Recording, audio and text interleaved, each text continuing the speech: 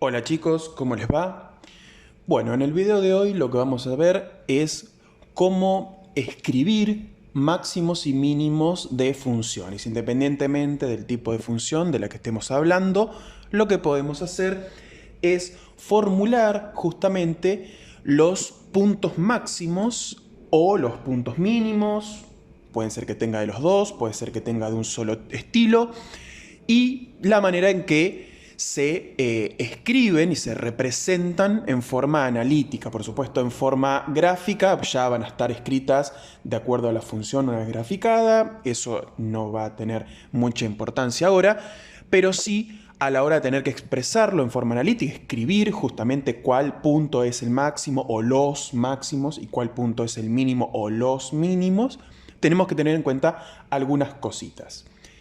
Para poder determinar justamente esos puntos máximos o puntos mínimos que tengan las funciones, lo que tenemos que hacer es observar los cambios que tenga una función. Es decir, una función siempre, como digo en todos los videos, se lee, por decirlo de una manera, de izquierda a derecha, tal cual uno lee un libro o un texto cualquiera. Por lo tanto, a la hora de determinar si algo es máximo o mínimo, va a estar determinado si esa función crece y decrece o si decrece y crece, o sea, dependiendo del movimiento que haga esa función, obviamente siguiendo ese formato de izquierda a derecha. En este caso, por ejemplo, la función, la primera, la que tenemos acá, lo que hace es, en un primer momento, comenzar desde, obviamente, la parte infinita, porque vendría la parte infinita desde este lado, comienza a subir, es decir, comienza a crecer desde este lado, hasta llegar a un determinado lugar, un determinado punto, en donde comienza a decrecer, comienza a bajar nuevamente. Lo mismo pasa a partir de acá. Sigue decreciendo hasta un determinado punto y luego comienza nuevamente a subir. Esos cambios de esos movimientos que hace, esas subidas y bajadas, me determinan justamente los máximos y los mínimos de la función. Esos puntos, esos extremos de la función, me van a determinar si son máximos o si son mínimos.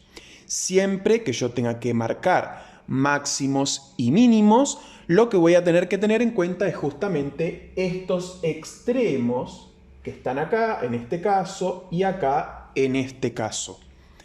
Entonces, si yo puedo determinar estos puntos, esos extremos, después puedo diferenciarlos entre máximos y mínimos. Vamos a escribir entonces esos puntos. Yo acá escribí el eje X y puse los valores. Vamos a determinar valores también para el eje Y. En este caso vamos a ponerle menos 10, menos 20, como para que quede un poco diferente. Y vamos a poner 10, 20, 30, 40. Y de esta manera podemos determinar justamente los máximos y los mínimos. Siempre para determinar máximos y mínimos tenemos que tener en cuenta que como son puntos, son valores que dependen tanto de X como de Y. Entonces, si nosotros quisiéramos, por ejemplo, determinar este punto que está acá, este extremo que tengo de este lado, diríamos que está formada por la componente menos 4 de X y la componente 30 de Y. El punto menos 430, que es este punto que está acá, en este caso, como crece y luego decrece, es decir, que cambia, pero primero crece para luego decrecer, se nota, aparte gráficamente, que esto está representando un máximo. Y por supuesto que ahora, si estoy analizando este punto, que en este caso este punto de acá sería 0 de X menos 20 de Y, que estaría ubicado en este lugar, que formaría también parte de la ordenada del origen, pero en este caso no nos interesa eso, sino que nos interesa solamente los extremos. Acá tendríamos este punto menos 20, 0 menos 20, mejor dicho. ¿Y qué es lo que pasa?